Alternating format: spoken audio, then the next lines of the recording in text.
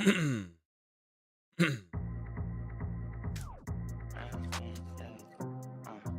know what I'm saying? It's Lil Bo and JID as far as y'all, I can see, you know what I'm saying? It's water on me, you feel me? You get that, you got that, I understood. Good, you got that, man. So one more time, you got that, Look, good. I'm sick of these niggas, I'm sick of hoes. Got a bone to Pikachu, I'm picking a bone. The hardest thing for me is staying composed. Cause killing shit is all I Man. know. Funeral goes, casket closed, the choir sing, the pastor goes. Women crying in their rafters. Turn your baby to a passenger. Free my nigga till his back. Shit, come in, little bitch, let me show you a magic trick. Believe it, bro. Believe it or not, I woke up like a half an hour ago. The gun in my lap near the afterman. I took a break, but they want me to rap. I woke up a half an hour ago, dude. Tell me who keep it real. Niggas be fly, just fantasizing. My bitch, she look like Taraji. Take me on my body inside the safari. Current in the Ferrari. Shit feel like a coffin. I'm used to codeine without coughing. I'm actually getting better at writing in MS Paint. Dallas, Austin. When I talk, I'm flossing. The gang bang red bees like Boston. Everybody think a nigga lost it. I'm about to cut nigga brain like pollen. Dig up in the gut, make a fit Phil Collins. Oh, that looks good. I like the way that looks on black. I like that. Bro, I just got a warning. It's supposed to be 71. I just got a warning. It's going to be 71 today. Why am I getting warned? Why am I getting warned? What warmed? Warned. I just got a warning that it's going to be 71 degrees where I live today. Bro, that like I gotta celebrate. I gotta celebrate. You know, that's a good excuse to day drink right there. God damn, 71 degrees? Why should I be warned? What? Is today a long or short day? Today's a short day. That's why I'm just gonna be looking at some vids today, dude. I'm just gonna be looking at some vids. I got a pretty solid lineup for today, dude. Pretty solid lineup of vids that I feel like we should go over, dude.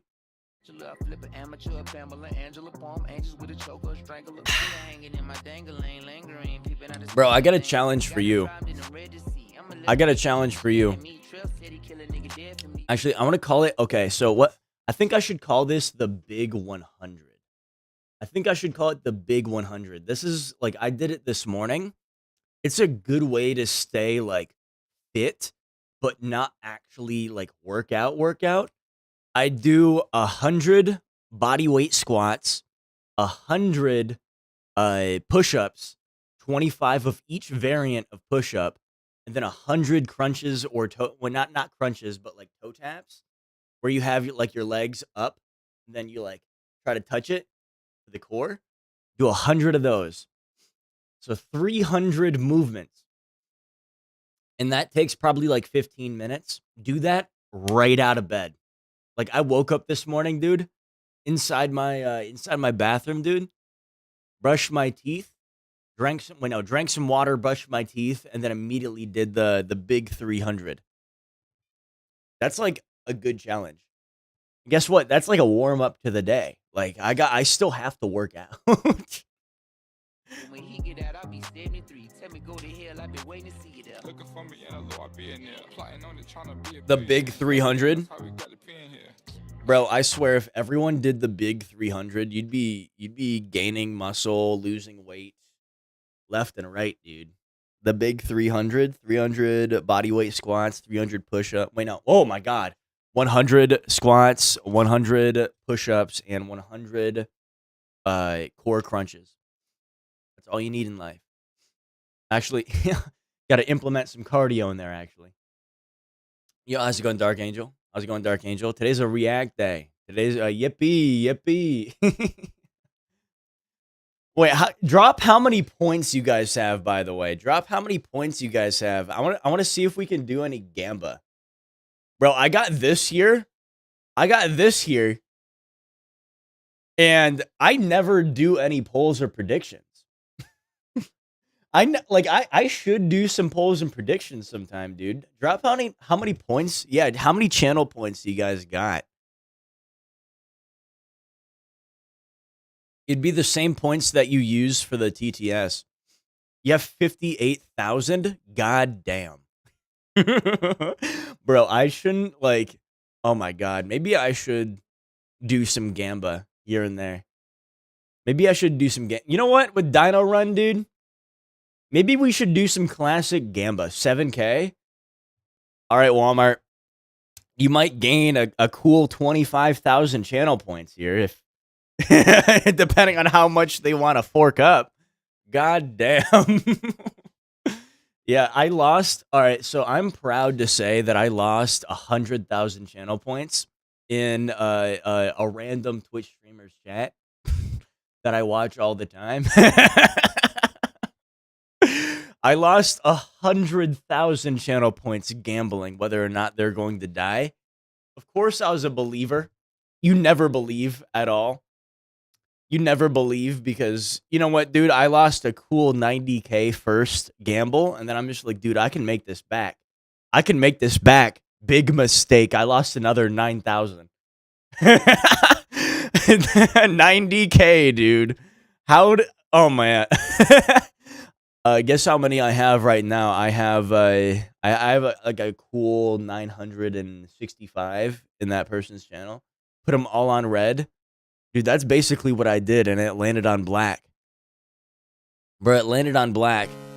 Huge mistake. Huge mistake. But you know what, dude? We're going to see if we can get top score of the day. Top score of the day is 6.3K. I want to see how this even works. Hold on. Can I see how this even works? Start prediction. What if I previous predict? Nah, we gotta name the prediction. Will he get top score?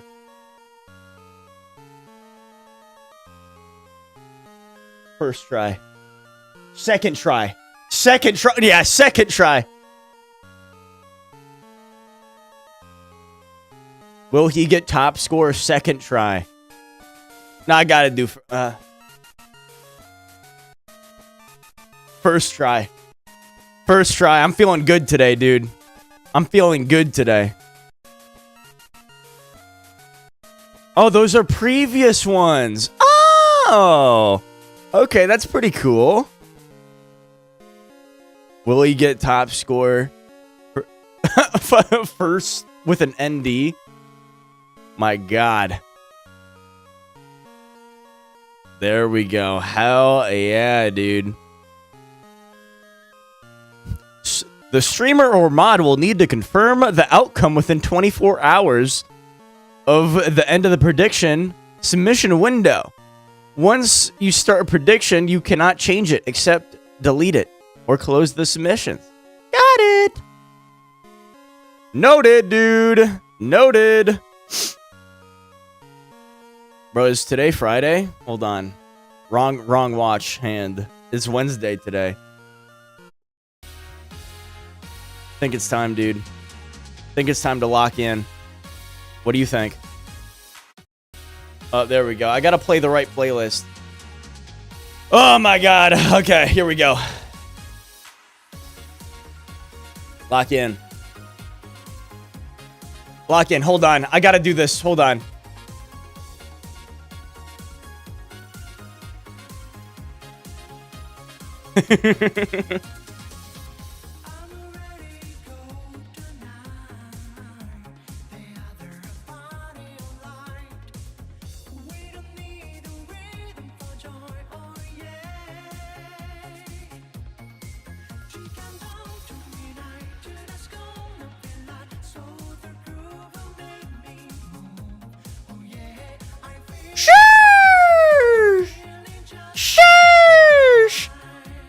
I'm feeling a little less unk today, dude. I got a little more movement in the shoulder rotation. Wait, I don't want to save the score.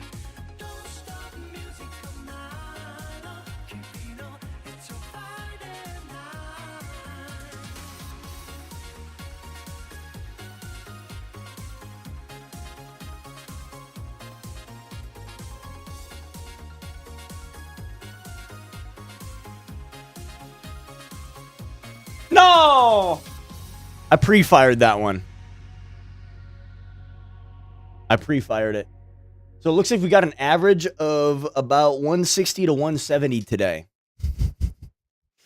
What? You know what? Let me do it one more time. Third time's the charm.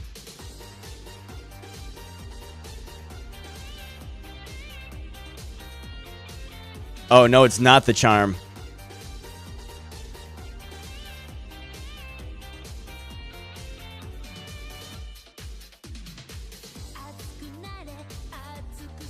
Oh no, we're going down, dude. We are going down. All right, let's get it. First try. We got to beat 6,393. Let's get it.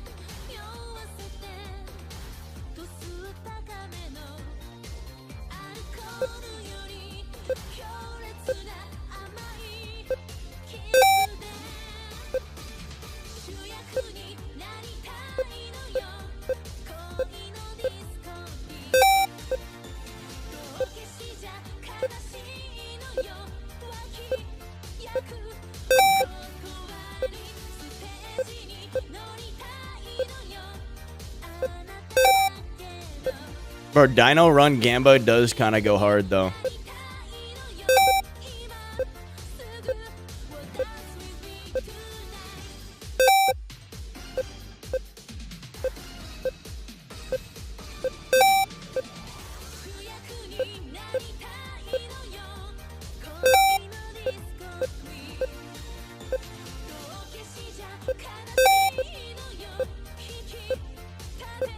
$1K.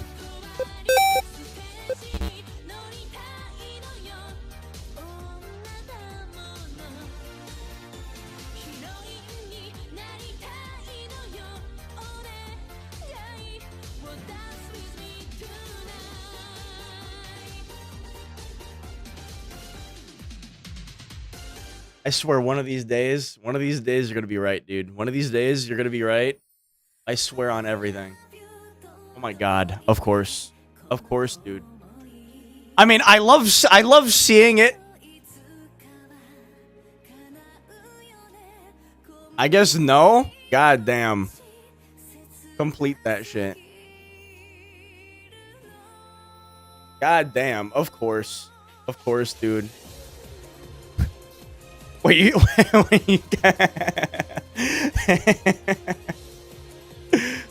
I kind of want to try again. Bro, a little part of me wants to try again. I gotta at least make top 7, dude. I at least want to make top 7.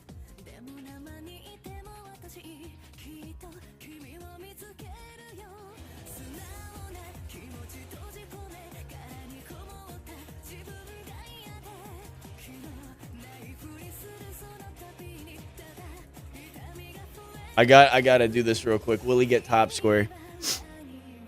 I gotta do this. Cause bro, like I need to do this. Like quite literally, I need to do this. Not first try. Will he get top score, dude?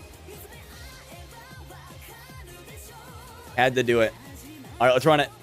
Run it back. I think I know the issue. Oh my god, is this Metal Gear?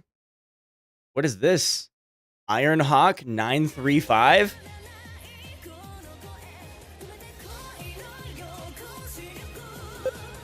Run it.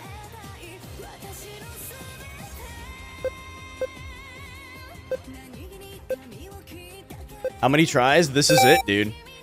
This is it. Like, this is the try.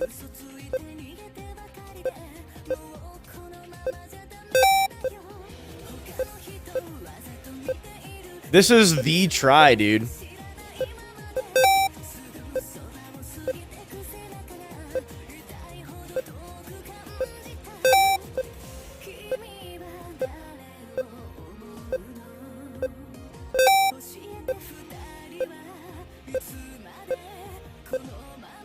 This is the last and final try, dude.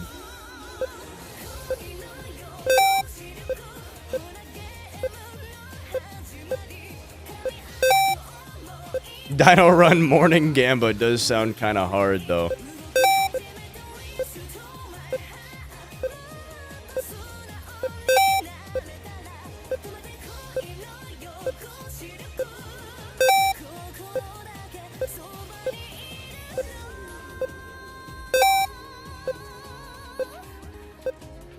Now you might be wondering why I'm not zoomed in.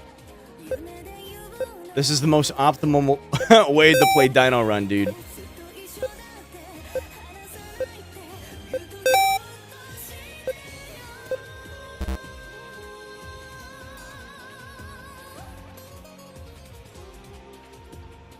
Maybe it's just not the day, dude. Maybe it's just not the day. Maybe it's just yay squared. Maybe it's just not the day, dude. Maybe you get 9K with lag. Bro gets 2K barely.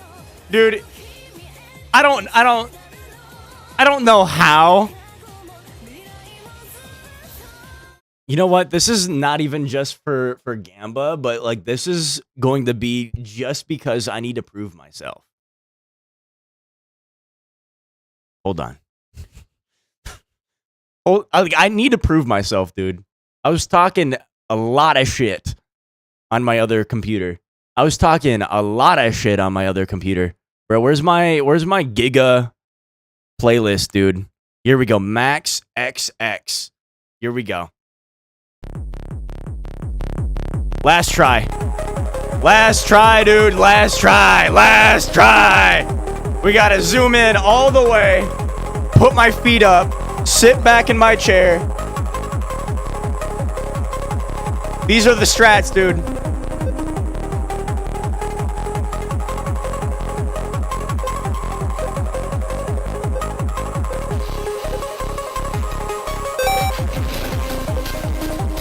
This one's for me. I gotta prove myself, dude. I was talking so much shit on the other computer. I got 9,000 on the laggy computer.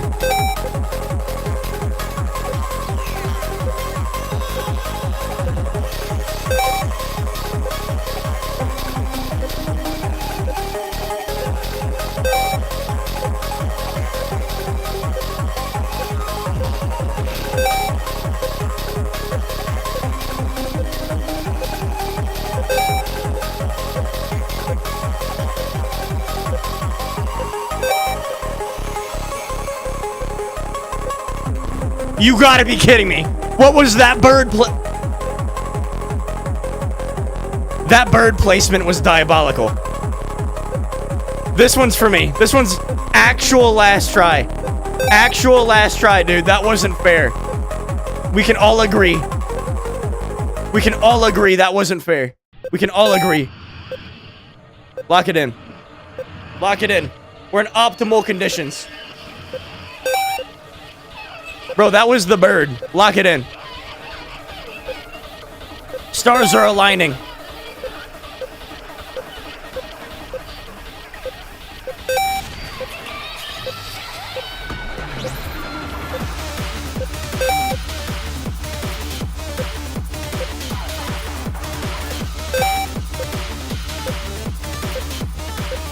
Bro, if there was a dino...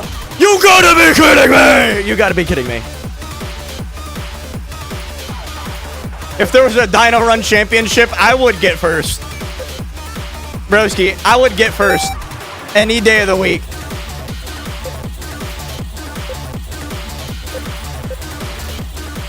Alright, I gotta be quick.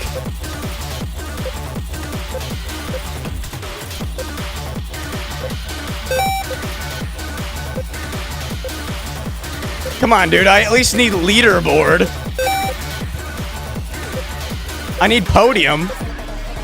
Top 3. You guys think this is the run or not?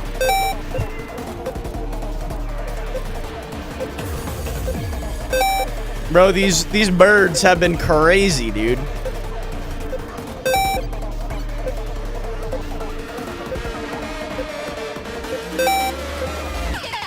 Personally, I think this is the run.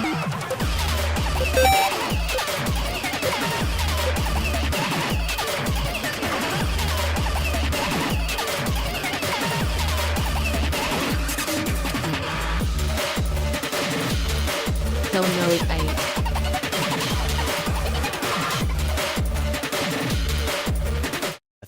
I think you understand where I'm going with this. I think you know what I'm doing wrong.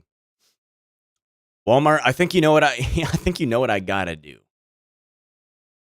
I think you know what I gotta do.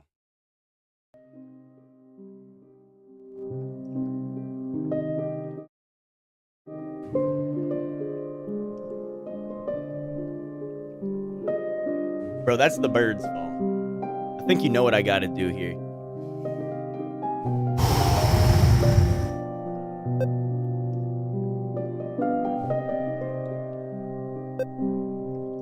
Bro, this just shit not zoomed in? Oh, it is zoomed in. Okay. Lock it in.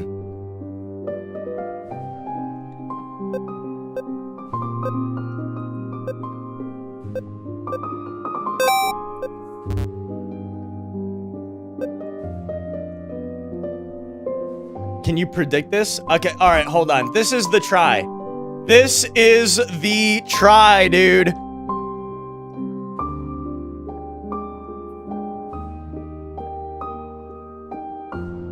Top 3. Will he get top 3?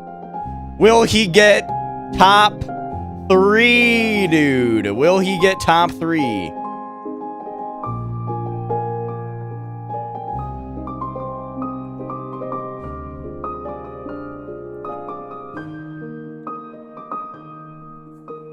Will he get top 3?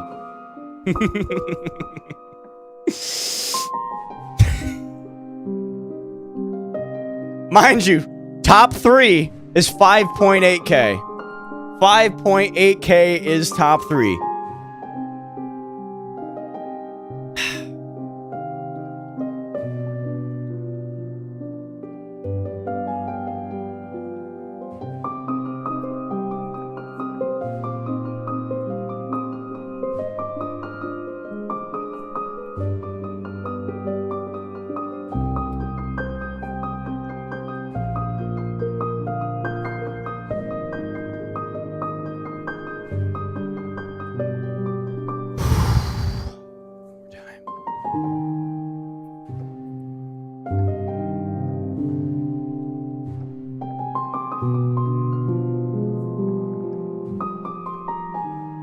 I'm regressing.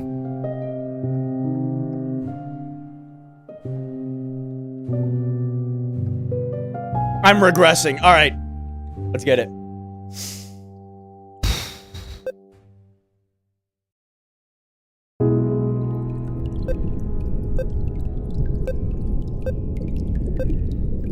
Okay, I gotta switch this song. Okay, wait a minute. That doesn't count.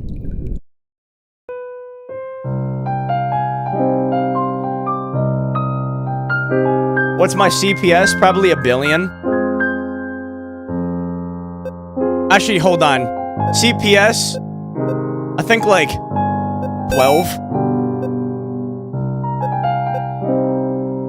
Lock it in.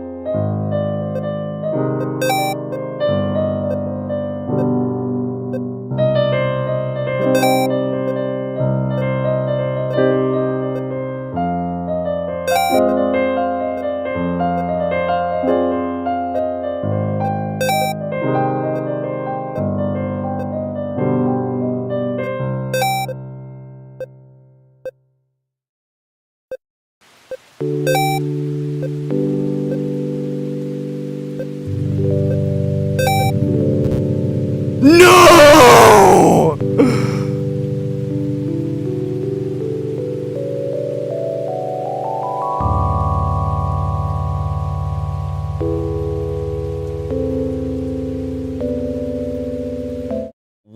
One of these days, you guys are going to lose. One of these One of these days, you guys are going to lose, dude. You guys are going to... Yeah, no, this doesn't count, too? What do you mean this doesn't count? No, this one counted, dude. This one counted. This one counted, dude. This one counted. God damn. No. Dude, I am... Wait, can I use my mouse button? Can I not use my space bar? Can I use my mouse up in the arrow keys so I can use the arrow keys? Dude, it was 3 times in a row. Big sad. Should I... You know, I got some time on my hands, dude. I got a little bit of time. Yeah, I do remember you from Monday, dude. Welcome in. Welcome in. We're doing some classic Dino Run Gamba, dude. You know, we got our biggest mistake. We haven't played Moonlight Sonata. Actually, hold on. I think I know our biggest mistake. Walmart, I think you know where I'm going with this. I think you know where I'm going with this. Likes, where is it at? Where is it at? Hold on, playlists. I think you know where I'm going with this. You know, this has nothing to do with Dino Run, dude. This is like my secret weapon in Elden Ring, is this playlist right here. So, I mean, just strap in, dude. Let me just start this up. Start that prediction, dude. Will he get top 3?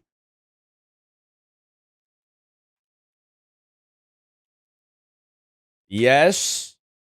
And then we got hell no.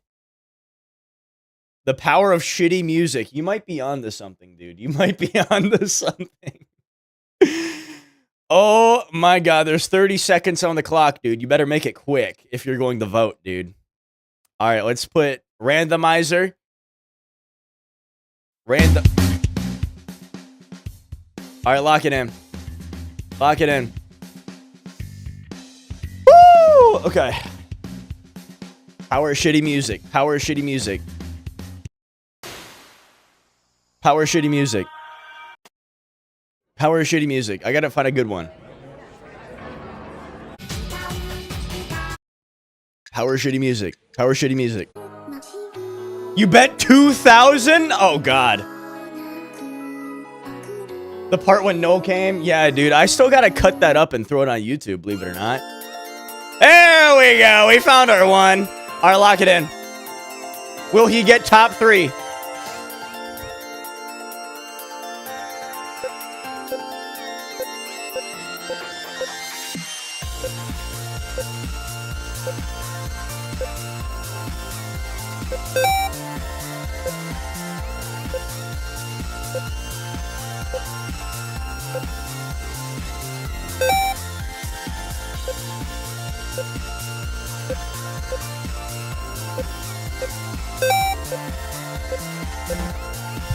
What?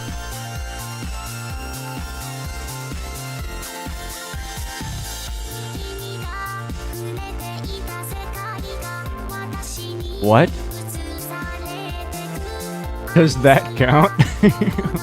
Does that count, dude?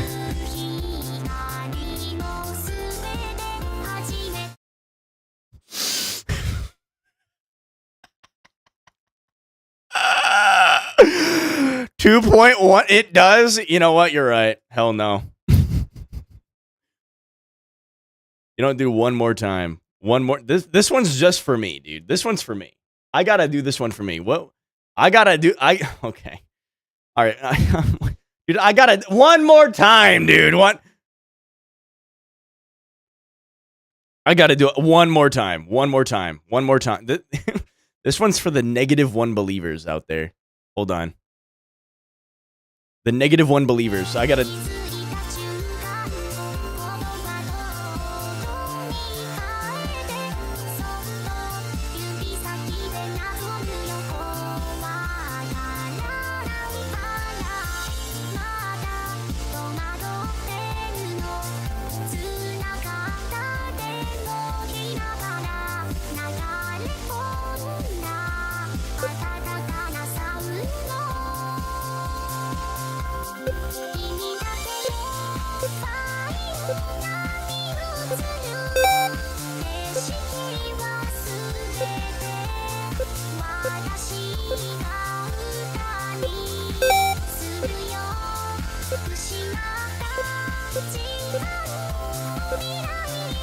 Maybe I gotta yap about whatever, dude. Maybe I just gotta yap. Bro, we got a lot of videos on deck for today. We're gonna be looking at quite a bit, dude. A bunch of variety today. One of them's a spooky video. Talking about how, how there's some serial killers that are still on the loose.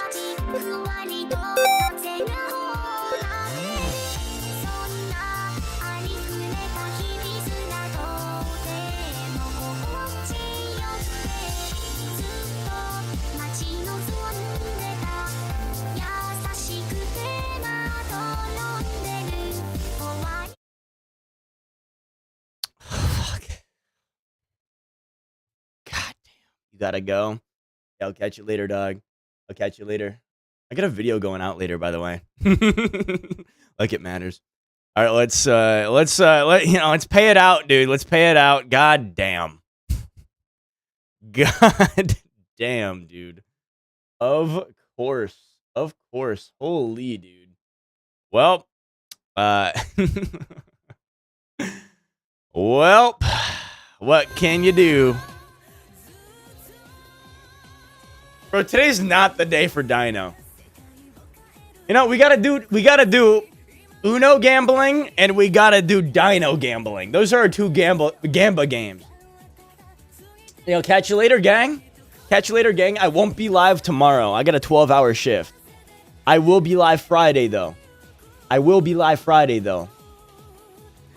But I got stuff going out every day, so. Bro, feast your little heart out, dude. Feast your little heart out, dude. All right. All right. No Tekken Gamble? I don't think... Dude, I'm not going to be ready for Tekken Gamble because I'm not even ready to hop in a ranked game.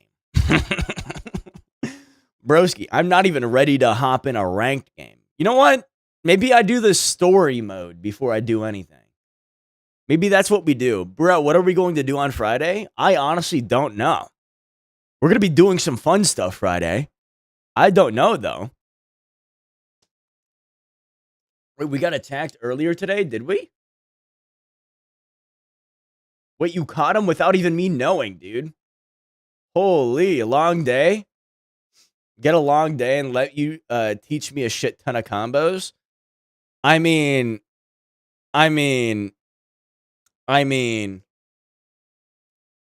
I still got to learn the basics, brother. But, dude, let's get into this. I'll catch you later, dog. Meditated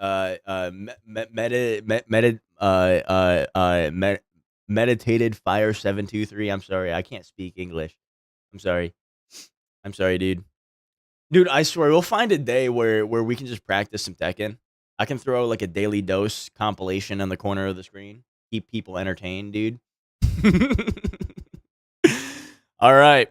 The most terrifying things in our universe, and we're not talking about my Dino Run gameplay, dude. We're not talking about my Dino Run freaking gameplay, dude. No one on this planet deserves to see that. Let's start with the scary and slowly work our way towards the most terrifying ones on the list. Number 10, space junk. As it turns out, our planet is not the only thing we treat like a giant trash can. Bro, a little tiny piece of space junk is moving at 500 miles per hour and can put a hole in you. Since space is slowly becoming a giant landfill as well. There are currently millions of pieces of man-made junk and... Anyway, you are doping with that drink before playing the Dino. That's cheating. Bro, this is Crystal Light.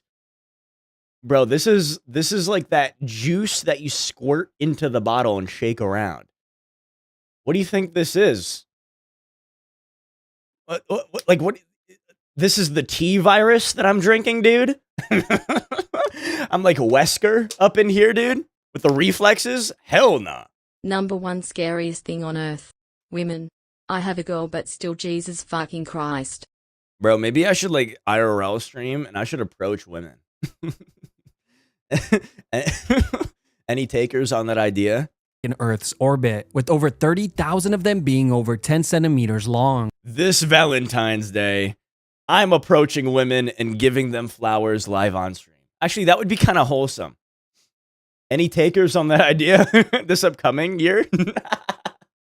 Or around 4 inches. Now, the reason why this is so scary is that the number of junk Any is IRL? only growing. But this really shouldn't worry you, since I'm sure we'll eventually get around to cleaning it, which usually only happens when it becomes a big enough problem that our government is forced to do something about it. You see, the growing amounts of space junk are becoming a major problem for space exploration and travel, and NASA has already had to course correct 32 times since 1999 to avoid satellites and space. What's my favorite game? Low key, Dino Run, dude, and Uno. No, I'm joking. Guys, we're a Dino Run streamer. Have you ever seen a streamer just specialize in Dino Run? I haven't seen a single one. No one specializes in Dino Run. No one specializes in Uno either, dude. I might be an untapped territory. This Valentine I will approach women and give them flowers, and then shoot them with a double-barrel shotgun. Smiley face emoji. Thumbs up emoji. You know, you might be onto something with that idea, but actually my favorite games are Dark Souls series games. 100%. Dark Souls 3, dude, I beat it twice. I'm down to beat it one more time at level 1.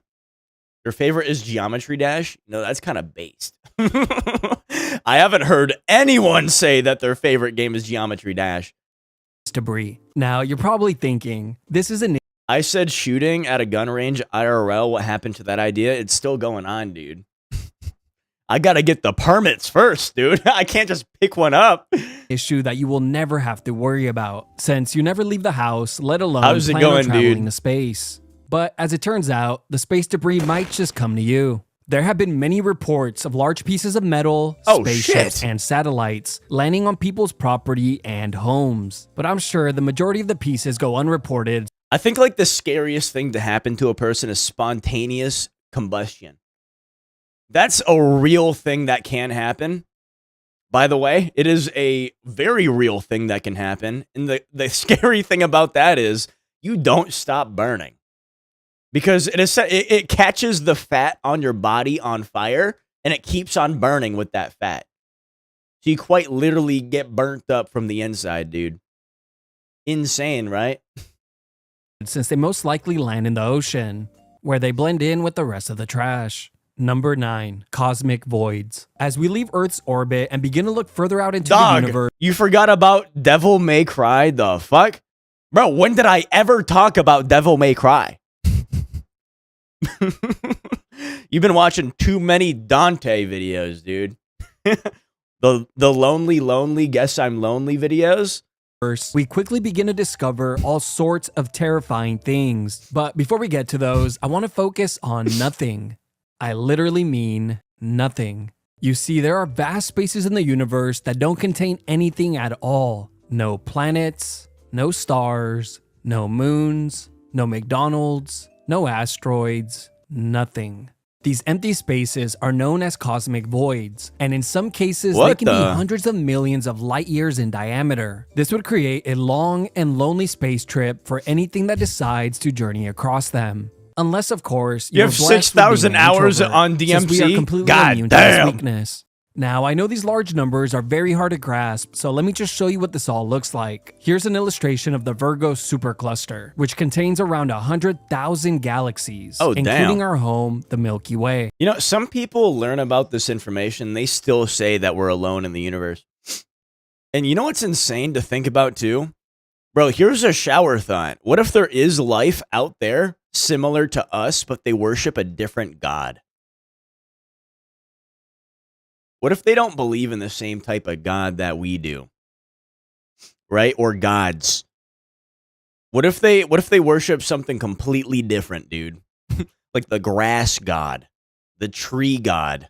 What if they don't even have trees? What if it's the rock god? Right? The foot. Yeah, those are called Muslims. Oh, hell nah. The foot god. The food god. Hmm? Now let's zoom out and take a look at the areas here. These are cosmic voids. This particular one here is called Boötes Void and is one of the largest voids in the known universe, spanning around 330 million light years wide. You know, when people say you get banished to the void, that's what I mean, by the way. That's what I mean. The Boötes Void. 300 million light years of nothing. You get banished to that, dude. Similar to us is something far-fetched, but yeah, they're intelligent and will have a god. Yeah, dude. So, like, if they're just like us in terms of intelligence, they definitely probably have some type of, like, worship that they do. But I don't think they're whipping out Jesus Christ over there, dude. I don't think they're whipping out a holy scripture. That would be insane if they did. Bro, if intelligent life came to this planet, they whipped out a Bible, you convinced me. Universe, spanning around 330 million light years wide. For perspective, the entire Milky Way galaxy, which is home to at least 100 billion planets, is 100,000 light years wide. Number 8, dead galaxies. Dead galaxies are galaxies that have... You know, another thing to think about, you know, not to be philosophical or anything, but you would think that if God was real, why does he let things happen, right? Like Live Leak, right? All of the things that happen on Live Leak, why does he allow that to happen? Why do cartel videos exist if God's real, right? What happened? Like, right? If you really think about it, what's your answer to that, dude? What's a good answer to that? I don't know, dude.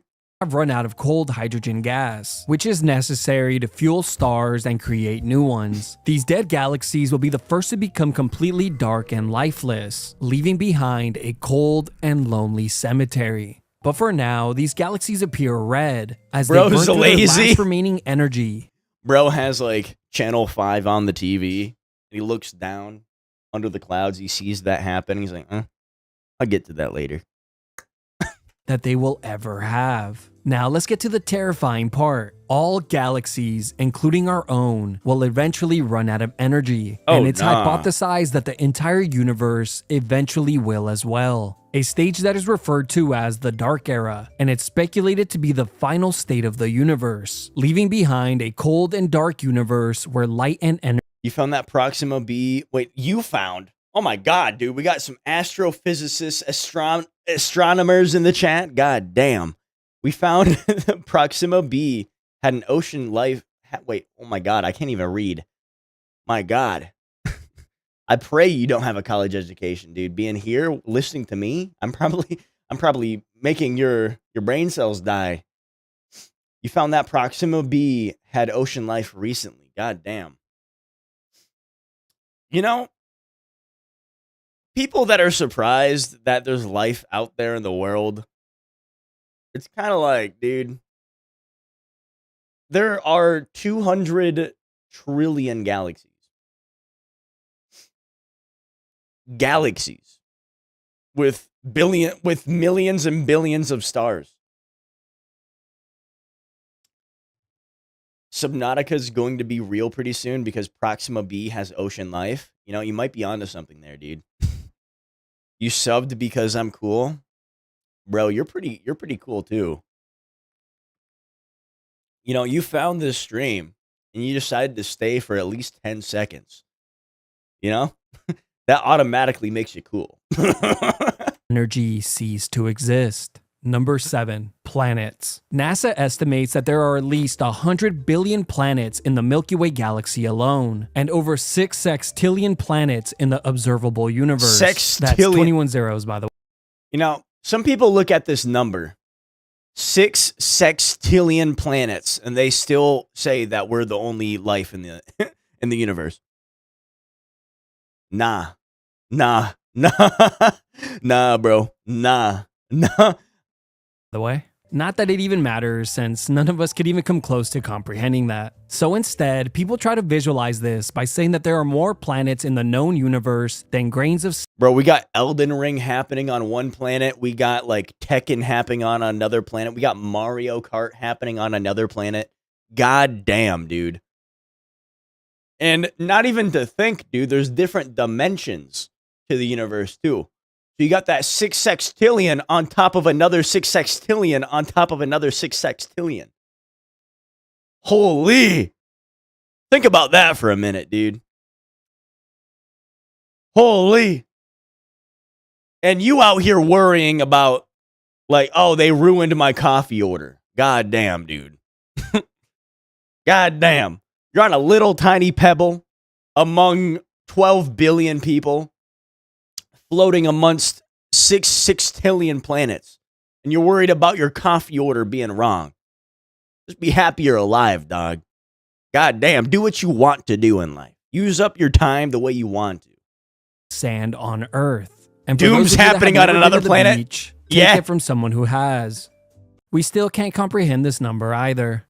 Now, we don't have to look far to find some truly terrifying planets, since we have a few of them here. Just think of like every game that you can imagine. That's probably happening on one of those sextillion planets right now. Bro, like the show Invincible with Omni-Man, like that's probably happening right now. Halo, that's probably happening.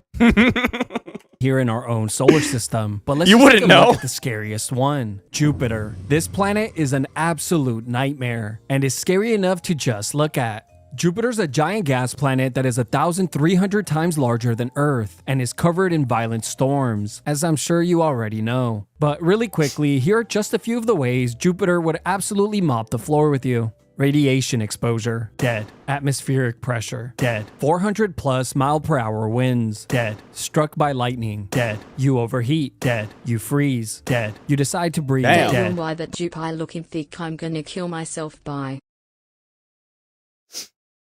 Are you going to do that by jumping into Jupiter? But if Jupiter's not scary enough, our galaxy has many other horrific planets to choose from, like planets that constantly rain molten iron or molten glass, planets that are entirely Hell covered yeah. in ice, planets that are entirely covered in lava, planets that are entirely covered in water. Bro, honestly, if I was like terminally ill, right, and I knew I was going to die like tomorrow, I would have them shoot my body towards a planet. You know, I'd want them to shoot my body into space. That would be the craziest way to go out. Wouldn't that be insane?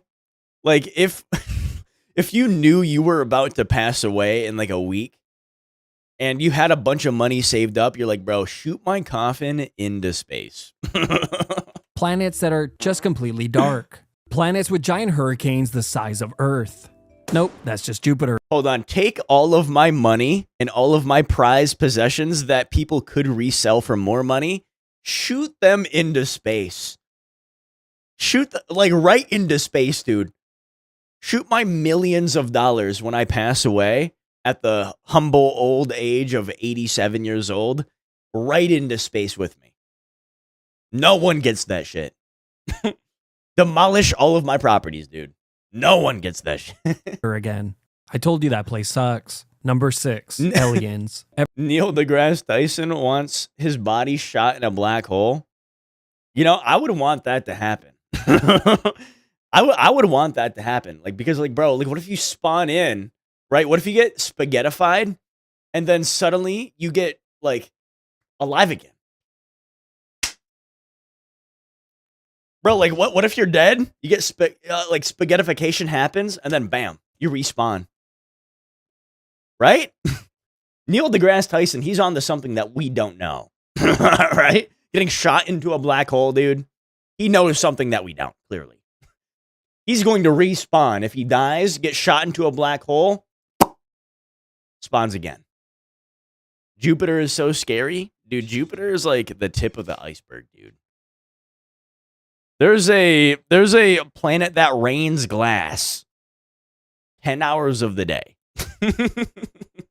There's also a planet that rains diamonds. So, right? Right? Bro's out of the Matrix. Yeah, bro, definitely knows something that we don't. Right? Ever since we were young, Hollywood has conditioned us to be scared of aliens, so it's no surprise that this one would end up on the list. Movies like Aliens, Signs, Predator, Cloverfield, The Thing, and of course The GOAT killer clowns from outer space, all made aliens incredibly violent and terrifying. And when Hollywood finally attempted to create a friendly and relatable alien, You know, if the alien was slim thick, would you be tapping? Would you be tapping? Real question. TTS your answer. all they got right was his body type. And it definitely worked. Scientists say that it's only a matter of time until we find the existence of aliens. But here's the thing, right? Why An not? alien or an extraterrestrial being Real? is simply just something that is living that didn't originate on Earth. So this could be something as small as bacteria, but if we're lucky, it could be a fish or mammal-like creature. But of course, this could be something infinitely more terrifying. Hell yeah, dude. Hell yeah, The dude. scariest alien movie is Gainig, from outer space. Are you referring? Okay, never. And that's what makes this one so scary. We really don't know what's out there. Now, thankfully, we all know that first impressions are everything. So I'm hopeful that aliens will just take a quick look at Earth's orbit and decide not to visit, since we're obviously very dirty. Number 5. We are gamma pretty ray dirty. bursts. Gamma ray bursts are the most powerful explosions in the known universe, releasing more energy in a second than the sun would in a billion years. This Damn. can occur a few different ways. Either when a star goes The ant, when I throw him in the microwave, get shot by a gamma wave. Wait, a gamma wave? Gamma wave. Gamma wave. Bro, the ant, when I put him in the microwave and he gets shot with a gamma ray burst. That's what's going to happen to us. What happens when you put an ant in the microwave? Actually, hold on. Don't try that.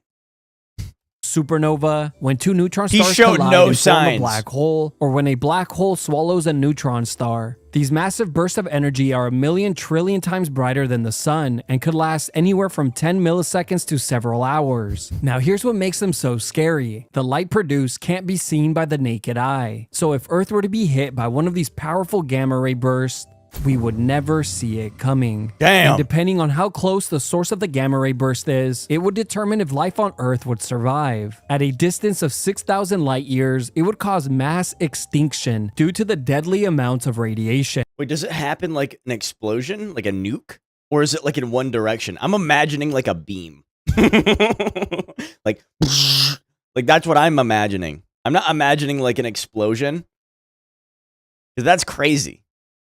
But if the gamma ray burst occurred further away but still managed to get a direct Oh, it is like an explosion. Oh my god.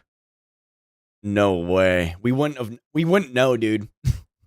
Like I could be like live right now. You could be watching and then suddenly you're gone. You get shot in the booty void.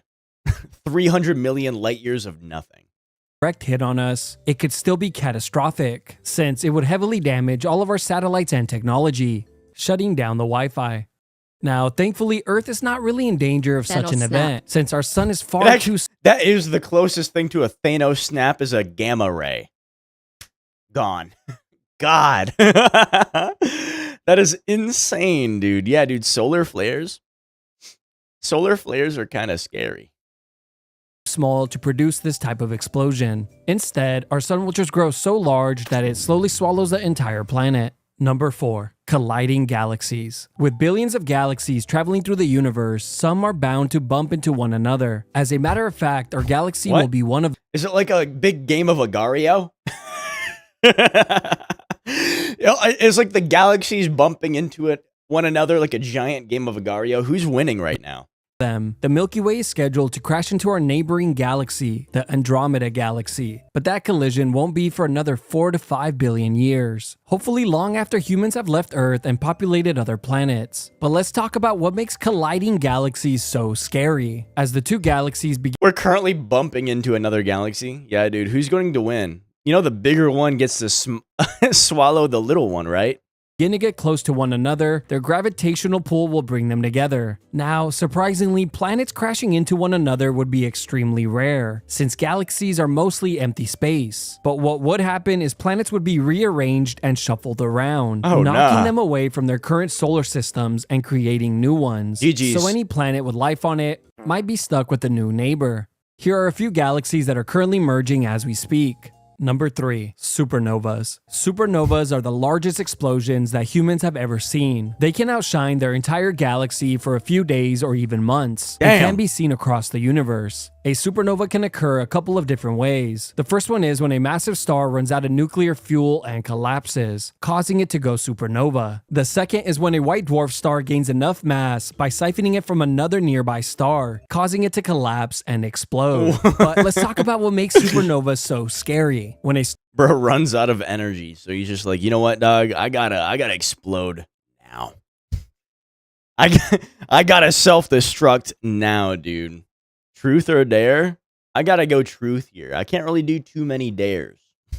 star goes supernova, it obliterates everything in its path and is powerful enough to destroy all life on any planet within 30 to 50 light years. God For damn. perspective, our sun is only about 4.2 light hours away from our furthest planet, Neptune. Even though supernovas are one of the most deadly events in the known universe, easily obliterating every living thing in their way, at least they make great screensavers. They do. Number 2. Black holes. Black holes are easily one of the most terrifying things in the known universe. It's mostly due to the fact that we don't fully understand how they work. But here's what we do know. There are 2 different types. The first one is called a stellar mass black hole and is roughly 3 to 1,000 times the mass of our sun. These Damn. are created when a large star goes supernova and collapses in on itself, creating a black hole. The second type is a supermassive black hole and can be millions to billions of times the mass of our sun. Also, we have no idea how these black holes are formed. And when I say we, I mean I couldn't find an answer using Google.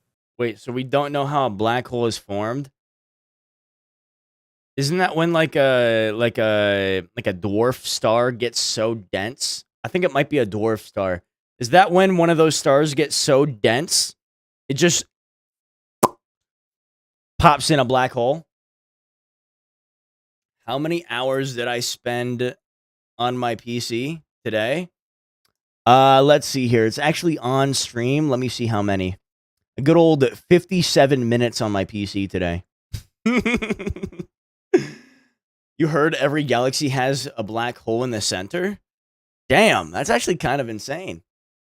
You know, there is something called the Great Attractor, where every galaxy is just getting drawn to it. What if it's like a giant black hole? Got frustrated, and just came to the conclusion that the answer simply doesn't exist. But the most common theory I kept seeing is that a black hole must have swallowed a You know, it's actually kind of insane how space exists. Isn't that just like mind-numbing? Like space exists. Like it's dark up there because there's quite literally nothing, dude. Like there's no end to space. That's why it's dark. What? What? Like, the more I think about it, the crazier space becomes. Like, bro, we just accept that there's, like, a black void of nothing that never ends. And we're just here. What? What? another black hole, making it grow much larger. Any star If there's that anything I have collapses- learned while scripting this video, it's Hold on. Any star getting collapsed into itself or out of fuel, that's a black hole. Oh. Cool. that astronomers and astrophysicists never give a simple answer to anything, so them resorting to the classic answer of, you eat, you grow, is quite comical, since I know firsthand that is not always the case. But with that out of the way, let's talk about what makes black holes so terrifying. Well, for starters, one of these supermassive black holes sits right at the center of our galaxy. Oh, you're gobbling right. up pieces of the Milky Way as we speak. Another reason why they're so creepy is simply for the fact that they are completely invisible. As I'm sure you know, this is because black holes have a force of gravity so strong that nothing can escape it, not even light. So Damn. the only way we can see where they are in the universe is by seeing how they Nom, interact nom, with their nom. surroundings. But the biggest reason why black holes are So we don't have a good picture of a black hole. We just have like an idea of what it might look like. That's crazy. It's just like you see the stars warping around it. That's the only... Man. That's kind of terrifying. so high on the list is simply because we don't know what would happen. Truth if or you dare, were to gotta go- enter gotta one. go- Are gotta they go just truth. wormholes? Or would you just get stretched out like a giant piece of spaghetti? I'm not kidding. That's the most agreed upon theory. They call it spaghettification, Or could it be a portal to an alternate dimension?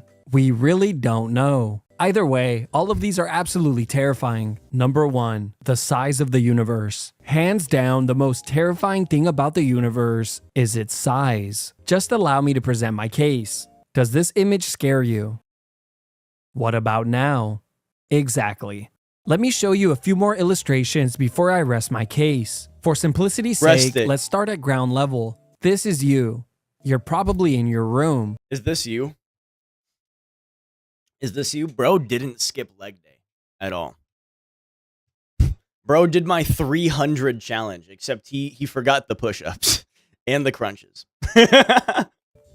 Your room is in How your many home. times did I swear today? Your home is here on Earth. That's a good Earth's question. home is in our solar system, which has 8 planets. Our solar Like system 5? is part of the solar interstellar neighborhood, which is part of the Milky Way galaxy, also home to at least 100 billion other planets. The Milky Way galaxy is part of the local galactic group, which is home to 3 other galaxies. The 3 galaxies are all inside of the Virgo supercluster, which has hundreds of galaxies and galaxy clusters. The Virgo supercluster is part of the local superclusters. The local superclusters sit right at the center of the entire observable universe. You know, there is a outside to that observable universe. There's an outside to that, which is insane. 5 shocked face emoji. You know, I am kind of shocked too. It's all depending on what you consider a swear. Which spans 93 billion light years wide. But it doesn't end there. This is just what we can see with the current technology we have, and we have no idea how much larger the universe is, or if there's even an end to it. There shouldn't be. But of course, this doesn't stop us from speculating on its size or what could potentially be out there. Are there alien civilizations far more advanced than ours? Or alternate realities with infinite possibilities? Or maybe we're all just plugged into a computer, a simulation. After all, would this not be the best time in our known history to simulate? Or maybe Earth is flat and just like birds, space is not real. Anyone who thinks this, I'll let you continue to think that. I won't debate with you. Yeah, dude, we don't know the actual size outside of the observable part, so it could just go on forever, which is mind-numbing. That's why I'm saying, dude, there's Doom happening on one planet, there's Zelda happening on another planet, there's Animal Crossing happening on another planet, Halo here, Angry Bird planet. So none of this really matters. I guess in the end, it turns out that the scariest thing about the universe is not really up in space, but instead lives here inside of our imaginations. I'm good, dog. Hell yeah, dude. That is insane. I wanna quadruple like that.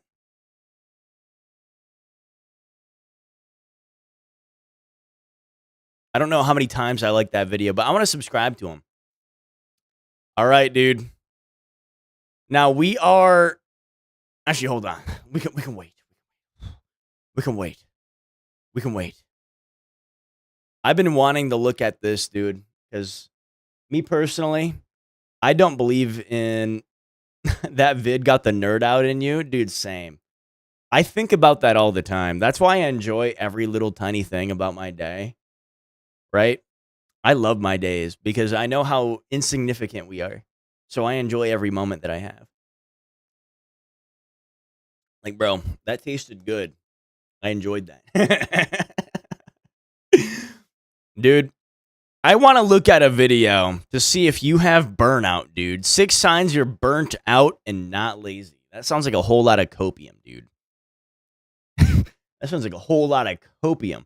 I don't believe in burnout. Me personally, I know burnout is real for most people. It's all depending on what you're burnt out in, right? Because your job can definitely burn you out for your job. Because that's you're not passionate about your job, so you get burnt out easily because of your job. But if you actually like what you do, you never get burnt out. That's the case with me. I'm like a rare super mutant when it comes to working, dude, on things that I love to work on. Bro, I'm 5 years strong every single day, can't stop thinking, can't stop doing. I'm never burnt out. If I could do the things that I want to do every single day, 12 hours a day, I would, but I can't. So you know what? After my job, which I don't mind, by the way, because I yap all day, I get right into the things that I want to do every single day because I don't get burnt out because I genuinely want to do it. I don't believe in burnout, or at least with me. I know it's real, though, for most people. That's what that rant was about. So let's find out if you're burnt out. Why does it seem like you spend most of your time in bed, lying down and not doing much lately? Are you someone who easily gets tired and doesn't feel like doing anything? Do you label this kind of behavior as mere laziness and nothing more? There's actually a lot of overlap between laziness and burnout that can make it difficult to differentiate between the two. Burnout is a negative state of emotional, physical, and mental exhaustion caused by excessive stress and inability to cope with it. Inability to cope with the stress. I think that's why I don't have burnout, because if I notice something's wrong, I immediately change that shit. It's kind of like when I drink, right? If I drink for one night, dude, like, let's just say I'm 8 months in, I'm just like, dude, maybe I have like a little drink or two. I do that, feel bad the next morning. I'm just like, dude, I'll wait 9 more months before I get a drink again. I don't like the way I felt, so let me change that. And as of 2010, a survey reported that approximately 75% of adults in the United States alone have experienced symptoms of burnout. You know what, dude? This is the same way with jobs, or at least with me. With me, I felt absolutely horrible at both of my previous jobs that I had. I worked in retail. I mean, still kind of do, but it's more on the sales aspect of things. And I hated those previous jobs with a passion. Came home tired, sweaty, like I want to go to bed, don't want to work on anything, like that type of mindset.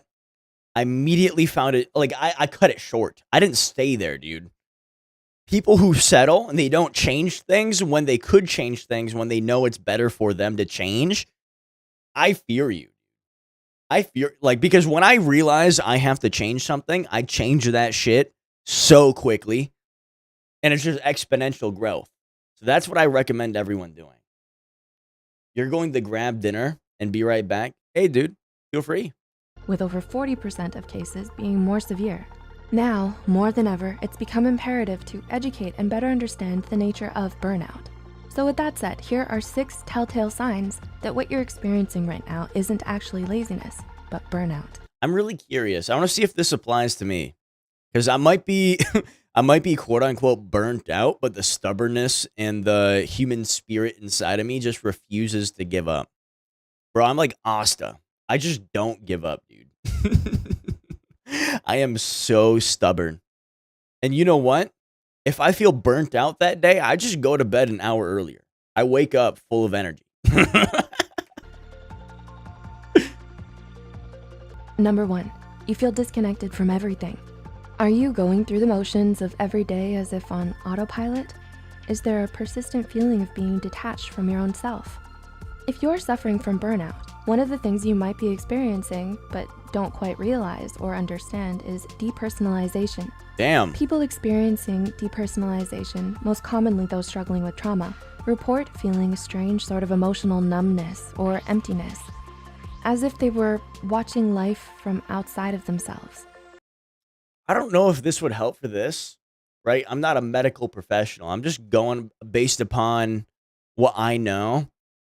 You got to treat every day like an adventure. I know I said this like 15,000 different times, but broski, you need to have a checklist of all the different adventures, all the different tasks that you can label as an adventure to spice up your day, and just do that task and enjoy that time. I don't know, dude. I don't know. That's how I got through this kind of rut of finding out like what I should do. I don't know what to do. I just labeled my day the night before, and I phrase it a certain way. They don't feel like themselves anymore. They don't feel engaged by anything, and they constantly struggle with the overwhelming sense of helplessness and inability to take back control of their lives. Dog, you gotta get the F out. Hey, dude. I'll catch you later, dog. I'll catch you later. Bye-bye. Bye-bye. I gotta leave in about like 45 minutes anyway, so. Number 2, you used to be motivated.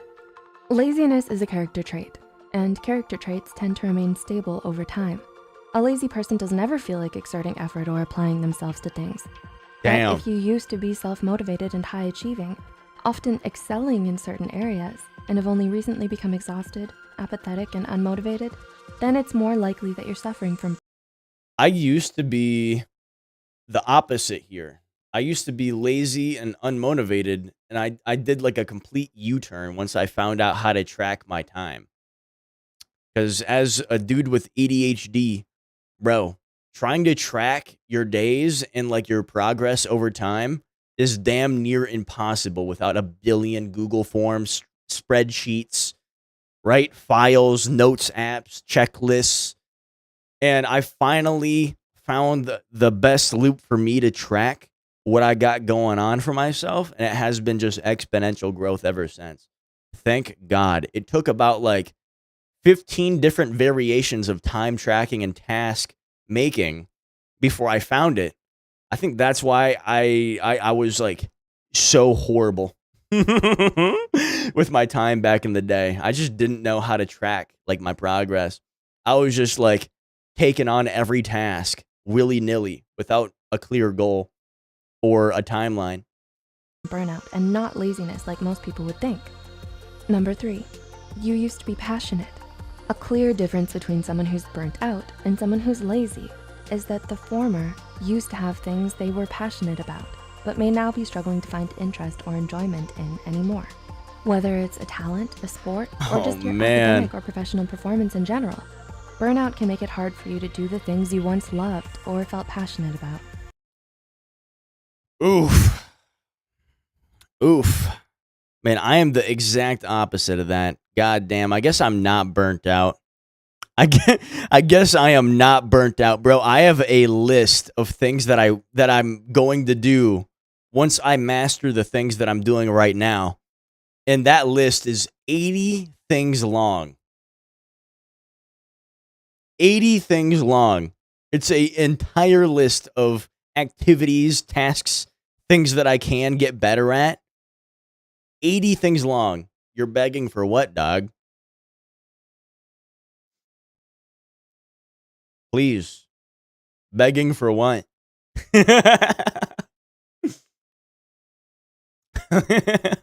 You might even come to hate or resent it because of how much you overworked yourself and pushed yourself to the brink because of it. Ouch. Number 4, you've become moody and irritable. Do you suddenly find yourself snappy and easily irritated? Do you often feel emotionally out of control nowadays and don't know why? Moodiness and irritability are common but often overlooked signs of burnout. So if you start to have trouble controlling your emotions, especially when it never used to be a problem for you, this might be the reason why. Lazy people, on the other hand, are a stark contrast to this because they're often very relaxed, laid back, placid, and unaffected by things. Number 5, you've neglected your self-care. One of the most distressing warning signs that someone may be emotionally and physically burnt out is if you start neglecting your self-care and socially withdraw from others. There are concerning changes in your eating and or sleeping patterns. You stop making an effort to groom yourself or look good, and you tend to spend most of your time by yourself doing nothing. God, I could never do that. I could never do that. I spent so much time just trying to make a routine for myself. I could not differ from that. I couldn't. Dude. I couldn't. Because the second I feel shitty, that's when I change things. Because you're so easily exhausted by even the simplest of tasks. The difference between being burnt out and laziness are starkly in the fact that you weren't always this way.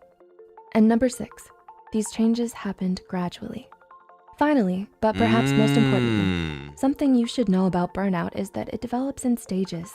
So all of the points mentioned before, losing interest and motivation, especially in things we used to love, feeling detached from yourself and disconnected from everything around Wait, watch what? you, socially withdrawing and neglecting your self-care, won't just happen overnight. Studies show that there are actually 5 major stages of burnout, each with increasing degrees of severity. Oh man, it's like the stages The of honeymoon guilt. phase, the onset of stress, chronic stress, burnout, and habitual burnout. Many people begin to experience symptoms as early as the second phase, when there is still a moderate amount of stress, but optimism, interest, motivation, and performance may already start declining. And by the time you reach the 5th and final stage, burnout has already become so embedded in your life that the Oh, persistent damn. mental and physical fatigue become more intense and harder to treat, making you more vulnerable to developing depression and anxiety. Oh yeah, this is like the opposite of lazy, dude. What she's describing right now, this is the exact opposite of being lazy. Being lazy is like, I don't want to do that task. Nah. No, this is just like rotting in bed. Grok's new video. I'll keep that in mind. I got a couple things to watch today. But having these signs pointed out to me is just reinforcement for me that I don't have burnout. I think it's impossible for me to get burnout on the things that I genuinely enjoy and obsess over. It is impossible. It is actually impossible. I don't think I can. I don't think I can. If something gets boring, I throw a wrench in it. Bam. It's brand new again. Spotting the signs of burnout early makes it all the more easier for you to get help and recover from it. That's why it's so important to raise awareness. It's kind of like putting on socks in the morning and you always put the left one on and then the right one on. But one day you decide to switch it up and put the right one on and then the left one on. That's what I'm talking about. Like you got to switch things up, dude. Keep it fresh. About burnout instead of simply dismissing it as laziness, like most people tend to do. So if you or anyone you know may be suffering from mental or emotional burnout, please don't hesitate to reach out to a mental health care professional today and talk to them about it. You got to reach out today, dude. You got to reach out today if you're feeling any of these signs. You got to do it, dude. You got to do it. I feel like I'm incapable where I'm at right now to have any type of burnout towards anything that I am working towards right now. God damn, dude.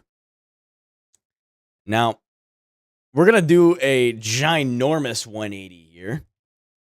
A ginormous 180. So you guys might know already that I'm doing my first Soul Level 1 run of Elden Ring after 100%ing the game prior. And I am at the capital right now. I already beat about 7 bosses. And I'm moving on to the 8th boss, which is going to be a pain. But we're going to tank through this boss after 2 hours. I'm curious on how fast people have beaten Elden Ring, dude. So we're going to be looking at the world record Elden Ring any percent unrestricted speedrun. He beat it in 4 minutes. I don't even know how he could do this.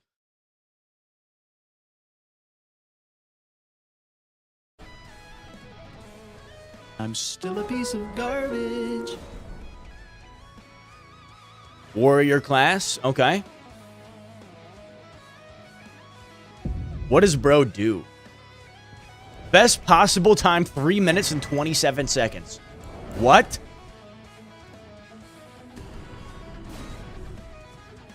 Okay, so he exits the game to skip the cutscene.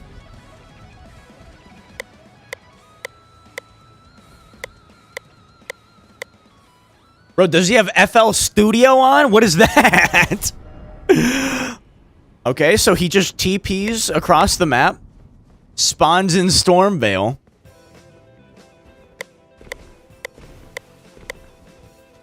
Is this how I should have played the game? Yes or no? Okay.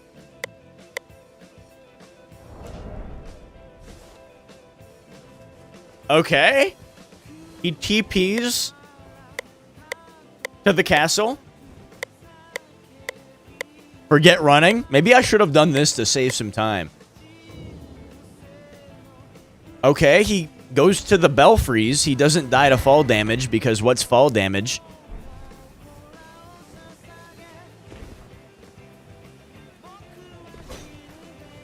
Oh, there's some fall damage. He has a sliver of health left.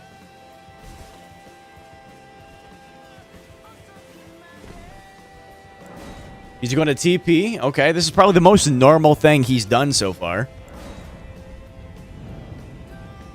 He's going to back out and go back in. No, he won't.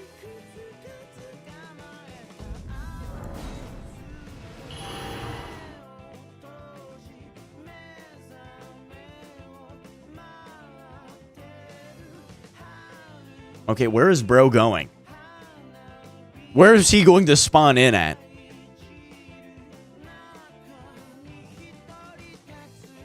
He's already plus 7.5 seconds. What? What could he have done better? That's a real question. What could he have done better there? I didn't see anything that he could save time on. Well, actually, hold on. No, he's minus a second. Okay. I read that wrong. All right, so we're in Crumbling Azula. Cool. Fire Giant, what's that? Okay, we TP past everything. Noted. Okay. Are we in the boss room now? What's this?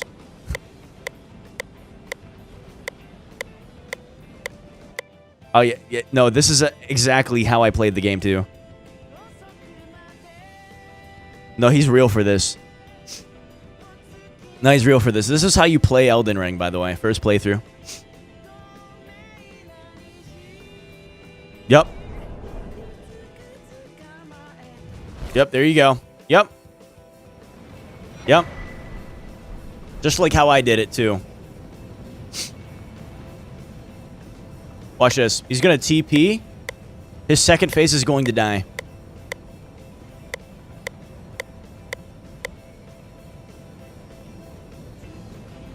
Watch this.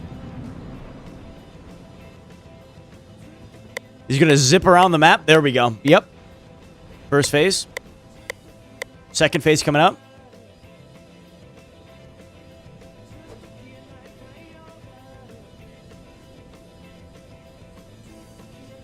Here we go. 3, 2, 1. Any second now. Mine was a little quicker. That was a tactical death right there. It was worth it. See, look. Look. You learned that technique from me.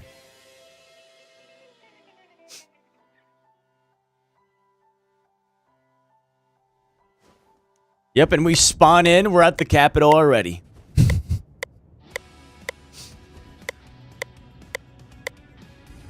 Yep, here we go. Yep, we TP right into the final boss room. Watch this.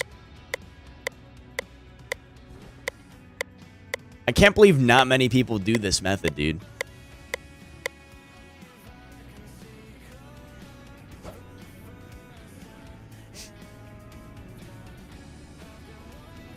Yep, here we go. We're gonna go right into the boss room. You guys aren't ready for this.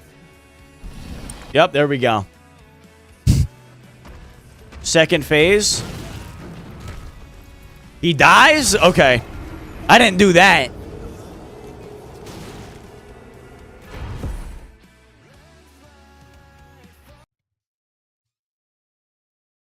He dies and beats the final boss with that death. That was probably the only intentional death. Actually, hold on. There was 2 intentional deaths. What? Should I try this out or nah? This is a guy struggling on his first level 1 run of Elden Ring. God damn. Oh, we're not done yet.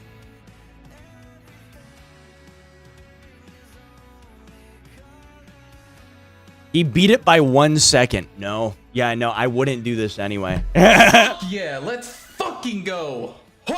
That is respectable, dude. My God. What? That's actually insane. This was 2 years ago. I wonder if anyone beat this time.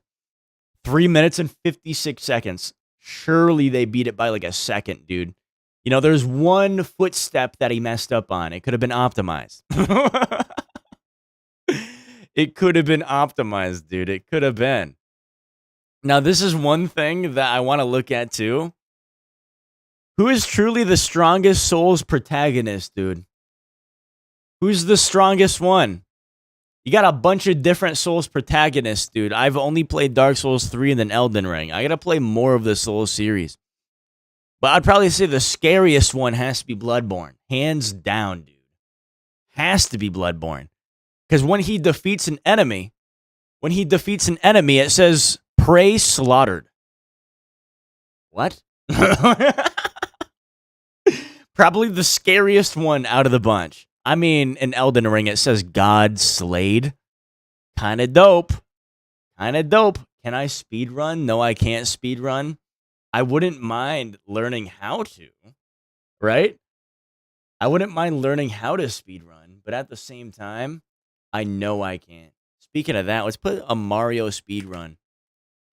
Mario 64. Not 645, 64. There we go. Let's put that in the background. There we go. Speaking of speedruns, but I wish I could speedrun, dude. I guess, you know, there's a start somewhere. I kind of want to speedrun wacky games just for fun. Like speedrunning Plants vs. Zombies. Speedrunning Angry Birds. Just for fun. Speedrunning Dino Run. If there's even a speedrun for that. I wouldn't mind learning how to speedrun these games, dude. But let's see who's the strongest, dude, lore-wise. All Souls games have badass main characters who faced godly beings and managed to come out alive. Tarnished had to face Soldier of Godric. Sekiro almost failed his journey at the hands of Mist Noble. And there were eldritch gods such as Pinwheel, Coventus Demon, and this guy, I don't know. Looks like Jabba the Hutt. Each protagonist is powerful enough to survive in each other's world. I can see Sekiro bullying Soul of Cinder and linking the fire. I can see Tarnished spamming Bloodhound Stab across Yharnam. So who is the strongest Soul protagonist? Well, let's start from the bottom of the list. That's a good question. I didn't put the least favorite character in the bottom spot to avoid angry Redditors. Is that DS2 or 1? In all seriousness, I don't think Slayer of Demons is weak in any way. Slayer Same of goes Demons. with every other Souls protagonist. Demon They Souls? are all incredibly broken and powerful, but some are slightly less powerful than the others. Now, Slayer of Demons is basically the medieval Doom guy. My dude here's Boletaria is covered in a thick fog, and all legendary warriors who traveled there are never seen again. The medieval Doom guy pulls out a double-barreled crossbow. So, Slayer of Demon looks at the situation and says, yep, I can deal with that.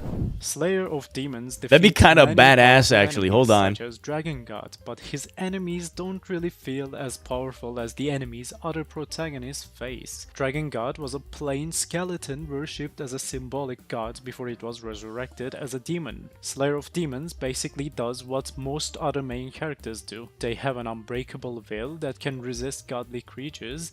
Who is my favorite YouTube channel? I don't really have a favorite YouTube channel.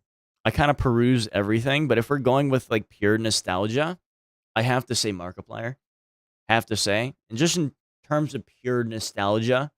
But other than that, I don't really have a favorite. They defeat champions and legendary warriors of the previous age, and they defeat many powerful demons. However, this is the issue. They don't really have anything special that other characters can't replicate. Despite being immensely powerful, they fall a bit short against all the other characters. My So, God. I won't Doing a stick to level this 1 one too run much. of There all are the many other interesting Dark characters Souls? waiting higher in the list. That'd be I painful. don't think Sekiro is weak by any means, but we need to decide how we measure strongest characters. If gameplay is considered, good luck landing a single hit on Sekiro without getting parried. He can deflect bullets and attacks made by a divine dragon. But then there's Armored Warrior. Sekiro fails to even scratch his armor. So, without lore backing it up, But the gameplay doesn't parry, really dude. tell you how strong or weak a character is. You gotta remember how good the parry Farming can is. break Sekiro's posture, and a random sewer rat can seriously hurt a character who has slain a god 5 minutes ago. I decided to play Sekiro in the 6th place because That this is title true. is more down to earth than all the other titles. You won't find a god at every corner. We're in the middle of playing Sekiro right now.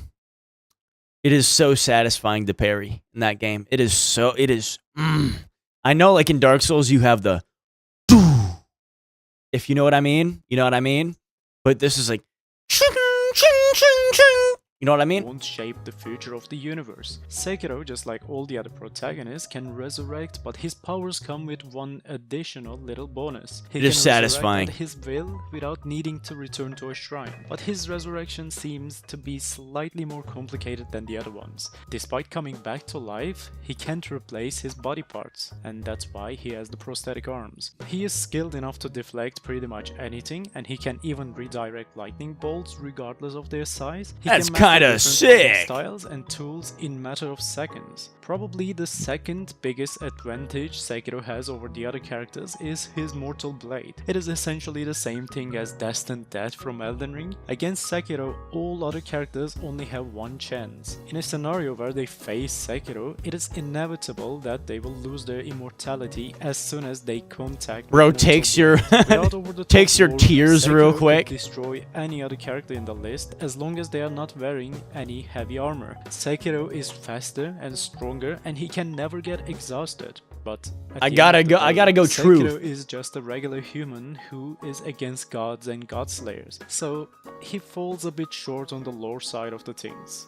But if you were rooting for Sekiro, don't feel bad. The second round takes place underwater, so he is automatically the strongest. Chosen Undead is a unique character in a way that even his title is a lie. Chosen He's a chosen Undead. champion who was destined to escape from the But he Undead already Asylum died. and link the first flame once again. But this is one of many made-up prophecies made by Lords of Anor Londo in order to trick humanity and have them work towards a goal that will only award Gwyn and his family. So, right from the start, Chosen Undead is brainwashed into fighting for a fake salvation. In Dark Souls 1, it is heavily implied that Chosen Undead is against a broken world, and he rarely faces legendary figures in their full power. Gwyn is exhausted and driven mad after linking the first flame. Artorias And that is would be corrupted so by fun if we darkness, just and his modded the sword shit arm out of is those broken. games. Calamite is impaled by a giant As the first arrow playthrough? right before he encounters Chosen Undead. Sif is not willing to fight his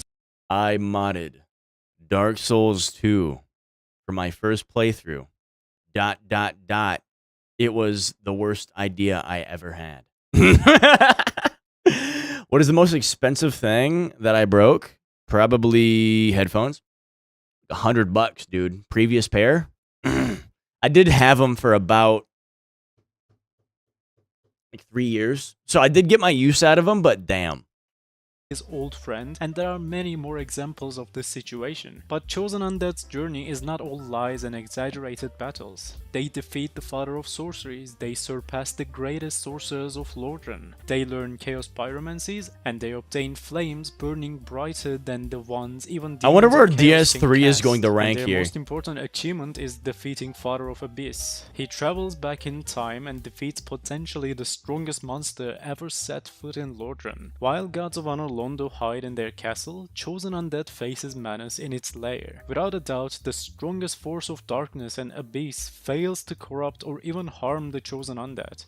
On top of his victory, Chosen Undead learns the dark sorceries of Menace, and he brings hexes lost in time back to Lordran. So without him, future generations could never wield the sorceries derived from darkness. Chosen Undead faces many powerful enemies and earns a godly status despite the false prophecies that guided him. They are still an incredibly powerful protagonist, and placing them so low in the list doesn't mean they are weak by any means. But I wonder where the Tarnished is going to place here. I'm not going to look at the bottom of the video to see where everyone is placed, but I think Tarnished is going to be up there for sure. Because Consort Radahn quite literally feels like you're fighting a god. Sadly, they don't face many enemies in their prime to show true potentials they hold. Bearer of the Curse is my favorite protagonist, but as much as I want to place gotta them go higher, Truth. I have to settle for the 4th spot. Based on the ending you pick, Bearer of the Curse can even become the 2nd strongest character in the list. The thing that makes them special. Hello, how are we? We're doing amazing, dude. We're looking at who is the strongest Souls protagonist right now. I haven't seen Dark Souls 3, and I haven't seen The Tarnished from Elden Ring. So I'm excited to see what he has to say about it, because those are my 2 games that I played so far. Right? I haven't played anything else but those. Tried Dare? I can't do a dare, dude. I can't leave this seat.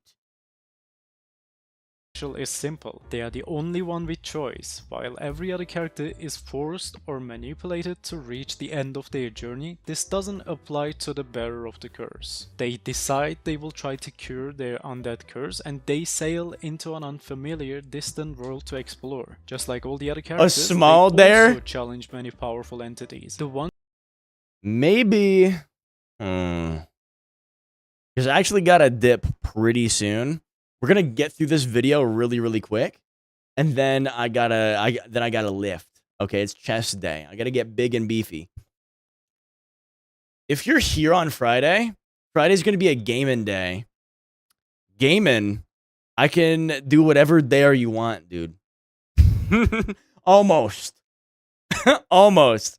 ones that stand out are the Fragments of Menace, but how can Bearer of the Curse be stronger than Chosen Undead if they only beat the small Fragments of Menace? Well, Bearer of the Curse achieves one thing no other protagonist could. When they dive through the gates of hell in order to free Burnt Ivory King from his eternal Casually torture, jumps in Hell not only Pit? Bearer of the Curse My God. defeats the strongest warrior of Drangleic, they are also the first and the only living being to travel into the depths of chaos and come out alive. Not even the so-called gods in Dark Souls can resist the old chaos. However, eternal cursed flames fail to harm Bearer of the Curse. In Dark Souls, regardless of the ending you pick in any game, you never break the cycle in the end. Your choice makes no difference. If you refuse to link the first flame in Dark Souls 1, another chosen will rise and they will link the first flame instead. In Dark Souls 2, if you refuse to start the next stage of fire, you will be forced to do so. And when you link it, some spooky skeleton will find you,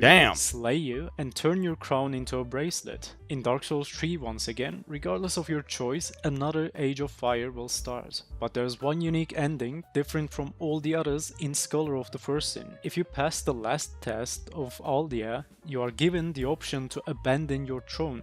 At this point, just like Aldia, you escape from the cycle and become an immortal soul immune to undead curse. You dare me to say... penis?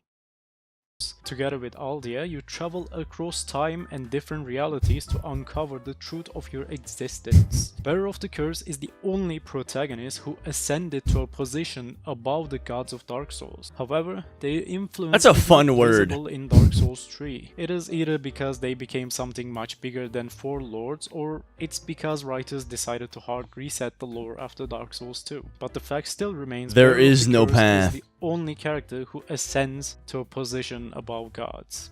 I have to finish this part and leave the country before the toxic fanbase readies their fedora and katana. Now, I placed Hunter in the 3rd spot, but he might as well be the 2nd Hunter in the strongest 3rd? protagonist. Comparing different settings is really difficult. Anyways, what makes Hunter so special and powerful? Well, Hunter is a fighter who mastered all kinds of weapons and tools. Only Exactly. Tarnished and Sekiro can match his speed, and just like all the other characters, he is also immortal. Not only is Hunter And he has a in gun. tracking and slaying beasts, they can also challenge skilled warriors with ease. As hunters slay their prey, they become progressively more and more powerful through blood and insight. Hunter starts as a human being, but as the journey continues, they evolve into an almost godly status. Just like all the other characters, Hunter also faces many godly beings, but the concept of fighting gods in their weak form is also present in Bloodborne. Despite challenging many of the great ones, Hunter meets them in their weaker physical forms. Bro, the Hunter's And pretty here's the part that badass. separates Hunter from gotta keep other it a buck with characters me. higher in the list. The great You ones gotta keep that it are real. present in the game are not necessarily fighters. They are incredibly powerful creatures that can shape reality and even take out their enemies with a glimpse, but as Hunter evolves more and more, great ones are forced to rely on their physical strength as their godly powers Oh, I hate become the wet useless nurse, against dude. the Hunter. Similar to I think it's mythology, kinda scary. each great one has different The powers. Resident Evil. Hunter is capable of slaying gods. However, Resident the Evil ones boss. present in the game seem to lack proper fighting experience as they never needed to rely on fighting before. I will give some examples from mythology. Think of it Truth this or way. dare? You have Question gunslaying mark. powers, but you are challenged Dog. I want to label you as the truth or dare guy. by Persephone or Aphrodite rather than big guns like Zeus or Poseidon. In the end, you defeat a god, but you defeat the weaker gods in their weaker forms. You don't fight against a god who is a master in battlefield. Hunter is still incredibly powerful and just as capable as any other protagonist. I believe they could easily become the Elden Lord or they could easily link the fire, but the gods that are I believe challenged it. by Hunter don't seem as intimidating as the ones other characters challenge, especially because Hunter is immune to most of What did you do? You did nothing, dog.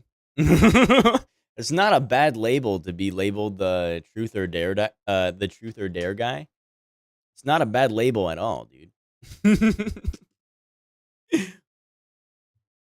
But right after this, I gotta dip, dude. We gotta speed run through this video. That's why I'm taking my time with doing any other tasks. That's why I'm not running around, jumping around, doing backflips in my room right now, dude. I wish I great could. ones and their powers. But of course, being immune to gods and hunting them is a great flex, and that's why it is so difficult to decide between the second and the third spot. Ashen One's story is a bit different than He's all the number other 2? characters. Every protagonist starts at their lowest. I believe it. Sekiro has lost his will to fight, Chosen Undead is rotting in a prison cell, but Ashen One is different. Before their journey starts for the second time, they are already a failure. Ashen One is an insignificant I'm working a 12-hour shift tomorrow, so I won't be live tomorrow, but I will post something tomorrow on the good old YouTube. I will be live the day after. So I'll be live the day after tomorrow, right in the morning. Pretty fresh.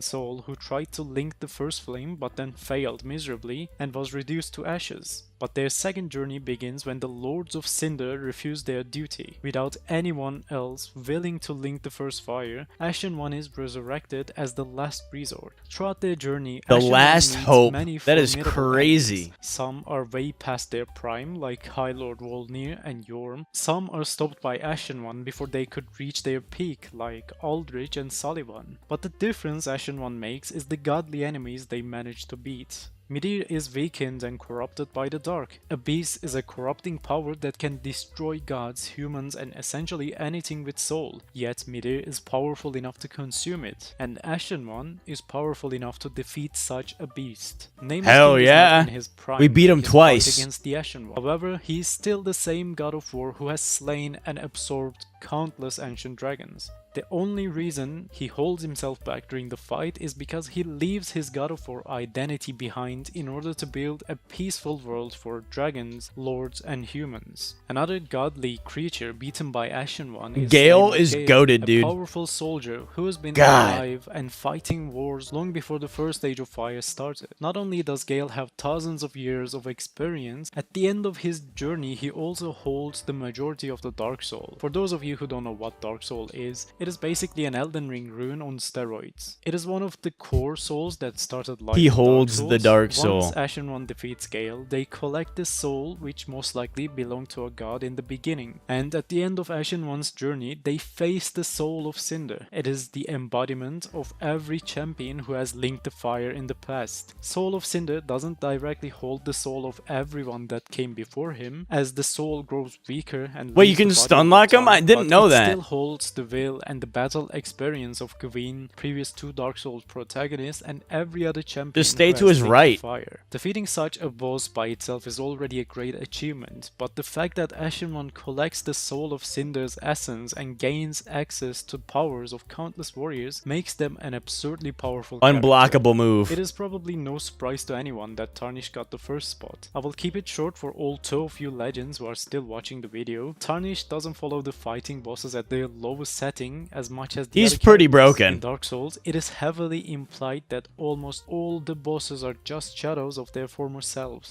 Dude, playing this game at level 1 is kind of like playing Elden Ring, but as an actual human being. Like, you get one shot by damn near everything.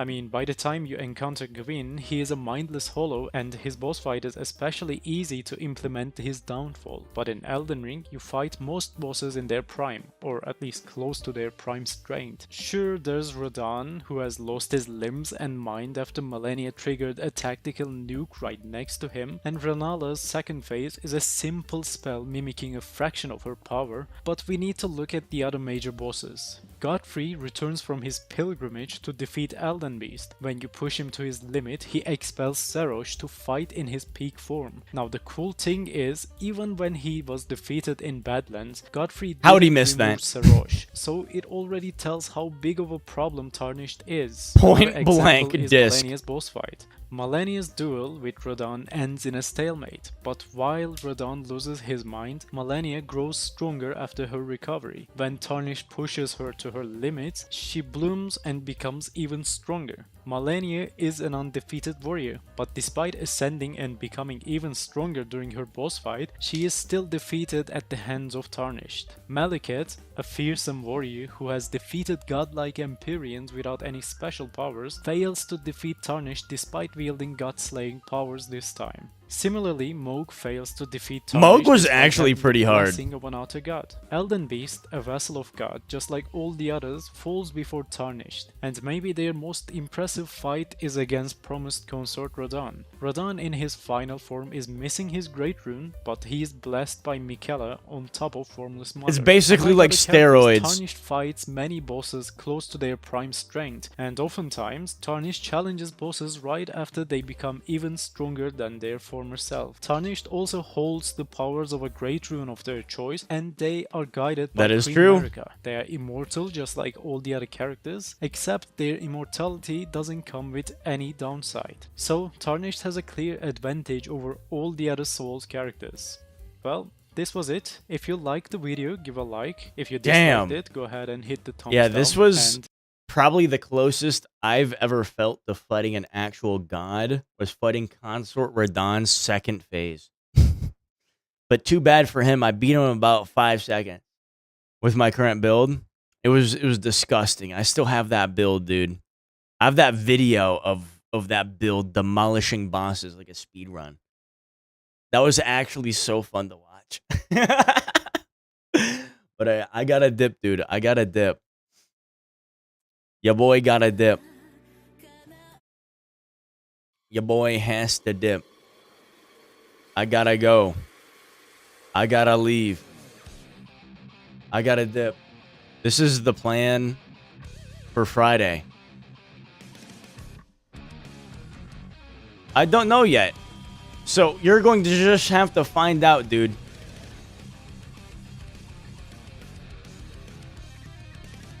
You're just going to have to find out.